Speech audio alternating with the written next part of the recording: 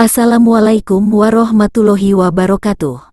Pada video pertama, telah membahas 6 dari 15 habaib artistik dalam pusaran industri hiburan Indonesia, era tahun 1900 sampai tahun 1950.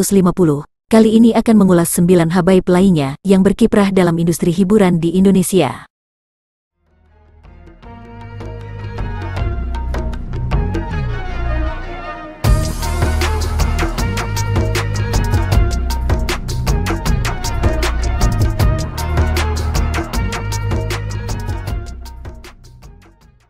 Pertama, dalam bidang perfilman tercatatlah nama A.N. Alkaf atau Ahmad Nungcik Alkaf, tahun 1925 sampai tahun 1992.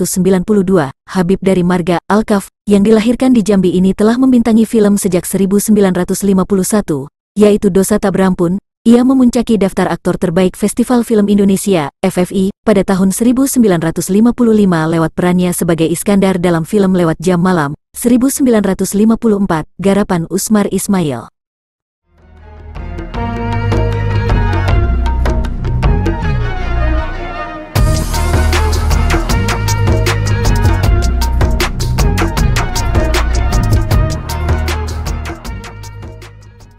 Kedua, ada nama lain, yang sayangnya tidak terlacak tahun kelahirannya, yaitu Ali Albar. Keterlibatannya dalam dunia film ternyata semasa dengan An Alkaf. Pada tahun 1965, Ali mendapat peran sebagai pembantu unit merangkap pemain dalam film Segenggam Tanah Perbatasan, 1965, yang diperan utamai oleh Suzana dan Diki Zulkarnain. Sebelum mengasyikkan diri dalam semesta perfilman, Ali telah lebih dulu menapaki jalan sebagai penyanyi. Pada tahun-tahun 1954 sampai tahun 1963, ia tertera sebagai petugas pengatur rekaman di studio Irama dan Remako. Ali memasuki dunia film tahun 1965, dimulai sebagai pembantu unit, merangkap sebagai pemain dalam film Segenggam Tanah Perbatasan, kemudian disusul dengan film-film Honey, Money and Jakarta Fair, 1970, tahun 1971 menjadi pemimpin unit dalam pembuatan film Lewat Tengah Malam. Film-film yang pernah didukungnya antara lain Lorong Hitam, Putri Solo, 1974, Pacar, 1974, dan lain-lain.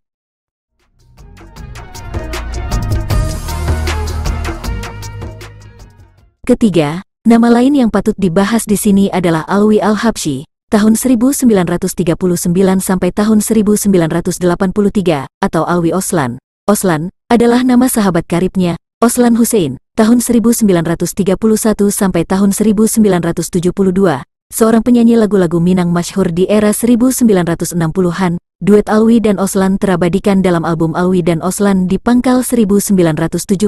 Setelah Oslan mengalmarhum, Alwi mengimbuhkan Oslan di samping namanya sebagai penghargaan atas saham artistik karibnya itu. Sejak masih masa kanak-kanak, Alwi telah menekuni drama dan puisi. Ia pernah mementaskan puisi di RRI Jakarta, dalam acara panggung gembira yang diampu oleh Pak Kasur. Bintang Pelajar, 1957, adalah film perdana Alwi. Sejak itu, wajahnya berwira-wiri dalam aneka film, antara lain Iseng, 1959, dan Maju Tak Gentar, 1965.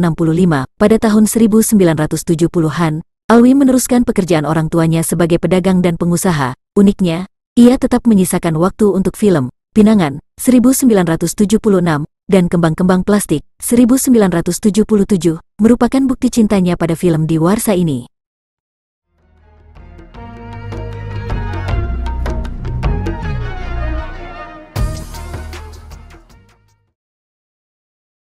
Keempat, meski tidak masuk ke dalam industri hiburan, namun, nama Hasan Muthohar, tahun 1916 sampai tahun 2004, patut diulas di sini. Namanya terpatri di dalam daftar tokoh kepanduan di Indonesia. Ia menelurkan karya-karya musikal berupa lagu-lagu nasional, yang hingga hari ini masih sering dinyanyikan, di berbagai kesempatan secara resmi. Misalnya, Syukur, 1945, dan Hari Merdeka, 1946, Dirgahayu Indonesiaku, adalah karya terakhirnya. Bahkan ditetapkan sebagai lagu resmi ulang tahun ke-50, kemerdekaan Indonesia. Lagu-lagu ciptaannya yang lain adalah Gembira, Tepuk Tangan Silang-Silang, Mari Tepuk, Selamatlah, Jangan Putus Asa, Saat Berpisah, dan Himne Pramuka.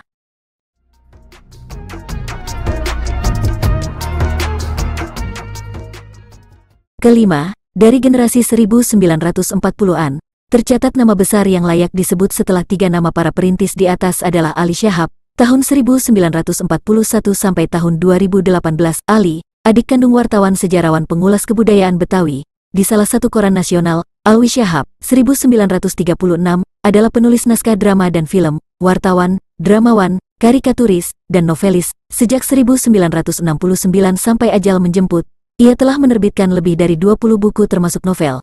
Ia juga menyutradarai beragam film, serial drama di televisi, dan opera Sabun, Rumah Masa Depan, sinetron bermarwah mulia di TVRI pada 1980, adalah satu di antara karya terbaik Ali Syahab, Rahasia Perawan, 1971, Ranjang Siang Ranjang Malam, 1976, Manusia $6 Juta, 1981, juga termasuk karya terbaiknya dalam bidang film. Melalui film Ciuman Beracun, 1976, Ali Syahab mengangkat derajat Ucok Aka dan istrinya, Farida, sewaktu mereka menjadi gelandangan pelarian di Jakarta. Nasyiah 2013.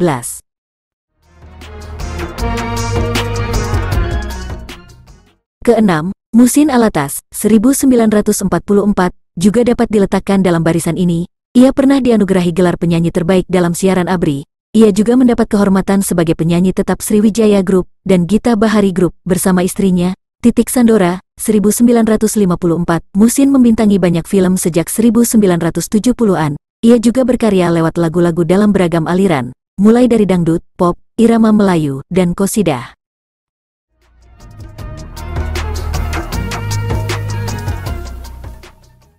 Ketujuh, pada 1946, Syekh Albar, sang maestro gambus memiliki anak bernama Ahmad Albar. Pada 1970-an, sang anak mulai tampil menggelorakan musik rock Indonesia bersama teman-temannya di God Bless. Mereka lantas merupa sebagai dewa musik rock di Indonesia yang menginspirasi geliat musik rock Indonesia pada 1980-an.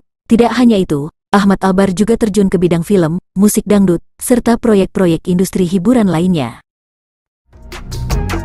Kedelapan, bersama dengan Ahmad Albar, ada Syekh Abidin Al-Jufri tahun 1946 sampai tahun 2013, drummer grup rock AK Apotik Kali Asin, yang dibentuk Andalas Datu Oloan tahun 1943 sampai tahun 2009 atau Ucok Harahap di Surabaya.